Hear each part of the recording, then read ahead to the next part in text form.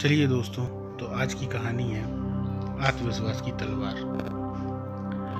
उसको शुरुआत करते हैं। हम में से कई लोग अक्सर ये सोचते रहते हैं कि उनके जीवन में कोई आएगा और उनके जीवन को बदल देगा। कुछ लोग खुद ही अपने जीवन को बदलने का प्रयास करते हैं, लेकिन उनकी कुछ कमजोरियां उन्हें आगे बढ़ने नहीं देती। वे उस कमी को जानते हैं, लेकिन वो भी सोचते हैं कि कोई चमत्कार ही होगा जो इस कमी को दूर कर सकता है। इस विषय पर आधारित है आत्मविश्वास की कहानी। आइए पढ़ते हैं। एक आश्रम की बात है। आश्रम में आज फिर से तलवारबाजी सिखाई जा रही थी।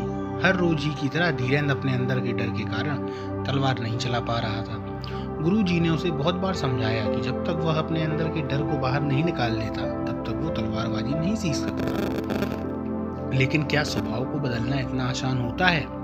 ऐसा नहीं था। वह तलवारबाजी जानता नहीं था। गुरुजी ने उसे खुद देखा था जब वो अकेले में अभ्यास कर रहा था। बहुत ही बढ़िया ढंग से तलवार चला रहा था, लेकिन जैसे ही उसका किसी से मुकाबला करवाया जाता, वो फेल हो जाता। धीरेन्द्र अपने गुरु का बहुत प्यारा शिष्य था।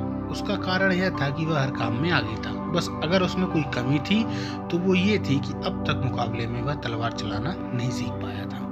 जब भी वो तलवार चलाने सीखने जाता, तब उसके सामने वाले के हाथ में तलवार देखकर उसके पसीने छूट जाते और उसके हाथ कांपने लगते। एक दिन गुरुजी ने धीरेन्द्र को अकेले में अपनी कुटिया में बुलाया और बोले, धीरेन्द्र, मैंने बहुत प्रयास किया, तुम तलवार चलाना सीख लो, लेकिन तुम अपने भय को अपने अंदर से निकाल ही नहीं पा रहे हो। तब धीरेन्द्र ने बोला, गुरुदेव, मैं खुद नहीं समझ पा रहा हूँ ऐसा क्यों होता है। सामने वालों के हाथ में तलवार देखकर मुझे ऐसा लगता है जैसे वो अभी मेरा सर धड़ से अलग कर देगा। धीरेन्द्र ने अपनी समस्या बताते हुए कहा, गुरुजी से, मुझे पता है धीरेन्द्र, इसलिए आज मैंने एक बहुत बड़ा फैसला लिया है। इतना कहते हुए उन्होंने एक तलवार उठाई और धीरेन्द्र को दिखाते हुए बोले, ये जादुई तलवार है जो मुझे मेरे गुरुदेव ने दी थी। इस तलवार को चलाने वाला कभी भी हारता नहीं। तुम मेरे प्रिय शिष्य हो, इसलिए आज मैं यह तलवार तुम्हें सौंप रहा हूँ। आशा करता हूँ ये तुम्हारे काम आएगी। गुरुजी धीरेन्द्र को तलवार दे देते हैं और यह बात पूरे आश्रम में फैल जाती है। गुरुदेव ने धीरेन्द्र को जादुई तलवार दी है। अगले दिन जब धीरेन्द्र वह जादुई तलवार लेकर अभ्यास करने जाता है, तो सब देखकर हैरान रह जाते हैं। यह धीरेन्द्र पुराना धीरेन्द्र नहीं था। उसके अंदर आज एक अलग ही जोश था। ऐसा लग रहा था मानो कोई नौसिखिया नहीं, बल्कि कोई हुनरबाज तलवार चला रहा हो। कारण सब जानते थे। आज धीरेन्द्र के पास जादुई तलवार जो थी। धीरेन्द्र एक पल के लिए घबराया जरूर था, लेकिन उसे अपने गुरु की बात याद आ गई। बात ये थी कि तलवार चलाने वाला कभी हारता नहीं है। अभ्यास समाप्त होता है। सभी लोग शांत एक जगह पर खड़े हैं। तब गुरुजी ने बोला, आज तुम्हारी मेहनत रंग लाई। सबसे आगे खड़े गुरुजी ने धीरेन्द्र की प्रशंसा करते हुए कहा, लेकिन गुरुदेव, कमाल तो जादुई तलवार का था, आपने धीरेन्द्र को दी थी। गुरुजी को रोकते हुए वहां खड़े शिष्यों में से एक ने कहा, जादुई तलवार? कौन सी जादुई तलवार? ये कोई जादुई तलवार नहीं है। हाँ, ये मैंने दी जरूर है, लेकिन इसमें कोई जादू नहीं है। अगर आज कोई जादू हुआ है तो वो धीरेन्द्र के अंदर से डर का छूमंतर हो जाना है। तब उन्होंने बोला, क्या मतलब? मतलब ये कि तलवार प्राप्त कर धीरेन्द्र को यह लगने लगा कि यह जादुई तलवार है, लेकिन ऐसा कुछ था नहीं।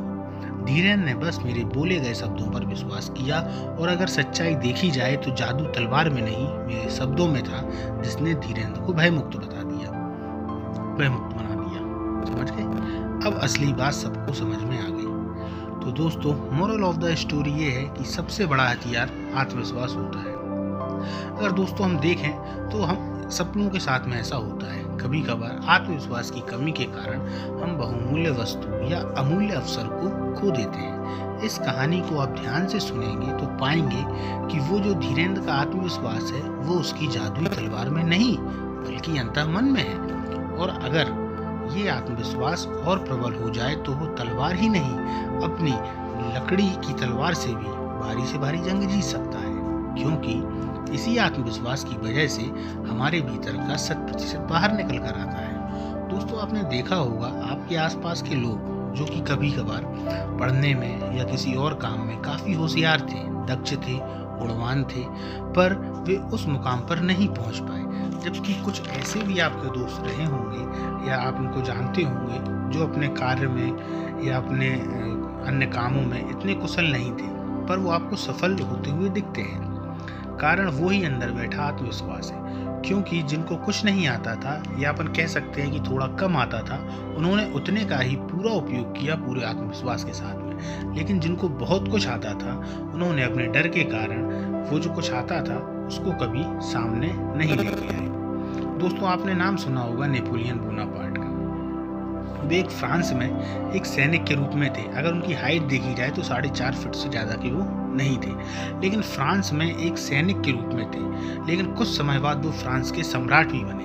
अगर उनको आप पढ़ेंगे या आपने उनका इतिहास सुना होगा तो उन्होंने यूरोप के काफ़ी सारे राज्यों पर या देशों पर अपना अधिकार जमा लिया था। वो कहते थे कि उनका विश्वास था कि असंभव शब्द मेरे शब्दकोश में नहीं है। ये आपने सुना होगा। वो कहते हैं कि असंभव शब्द मेरी डिक्शनरी में नहीं है। उन्होंने लगभग 60 युद्ध लड़े और उनमें से 7 ही हारे। नेपोलियन बोनापार्ट के पास अगर कुछ था तो वो उनका आत्मविश्वास भरे शब्द, जो उनके सैनिकों को युद्ध में जीतने के लिए प्रेरित करते थे। वे अपने सैनिकों को हमेशा इसी भ्रम में रखते थे कि युद्ध तो हम जीत चुके हैं, बस अपना कर्तव्य पूरी निष्ठा से निभाना है। जो बचेगा वो राज्य को जीतेगा और भोगेगा, और जो मरेगा वो शहादत को प्राप्त होगा। जीत दोनों तरफ से ही हमारी हो चुकी है।